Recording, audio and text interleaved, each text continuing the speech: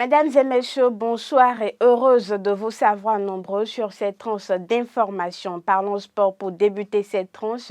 Du 1er au 5 septembre prochain, la 22e édition de l'Union associative et culturelle de l'enseignement primaire se tiendra à Parakou. Elle regroupera pendant ces 4 jours des équipes sportives venues des 12 départements du Bénin dans diverses disciplines telles que le handball, l'athlétisme, le football et bien d'autres.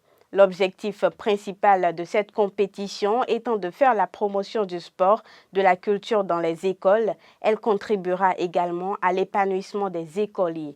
Pour rappel, cette activité existe il y a 20 ans et depuis 2016, elle a connu une véritable évolution et même fait ses preuves dans la révélation de plusieurs talents.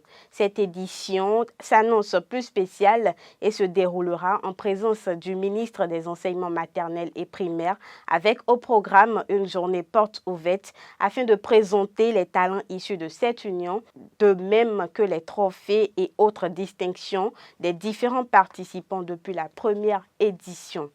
Toujours à Parakou, la cérémonie officielle de lancement du tournoi de football dénommé Démocratie, Paix et Développement s'est effectuée dans les 3 arrondissements de la ville. Sur le terrain de football de Madinan pour le 1er arrondissement, celui de Aborossi pour le 2e arrondissement et celui de Ganou pour le 3e. Selon les initiateurs de ce tournoi, que sont les députés Raouf Sariki et Viviane Orutama, il vient combler le besoin de la jeunesse à un loisir sain et surtout à la culture de la démocratie, la paix et le développement à travers l'esprit fair play du football.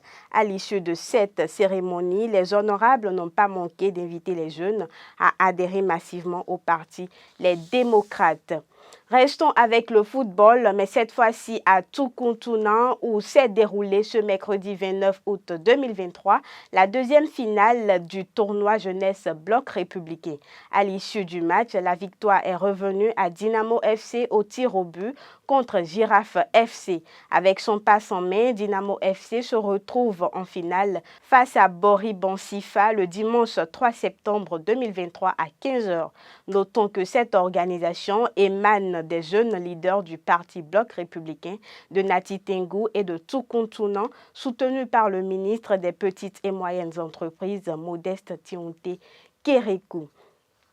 Une activité sportive peut en cacher une autre. En effet, l'association équestre Nadéman, en collaboration avec l'association Parole d'Afrique, organise pour une période de 4 jours à Parakou un atelier de formation gratuite pour la jeunesse sur l'équitation.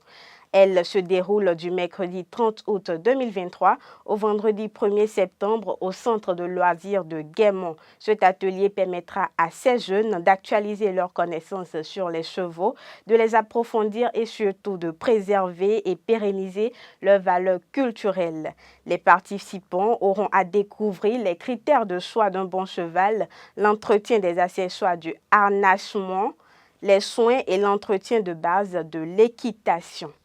Pour finir, un tour à Malanville où les populations subissent depuis le début de cette saison pluvieuse les affres de l'eau.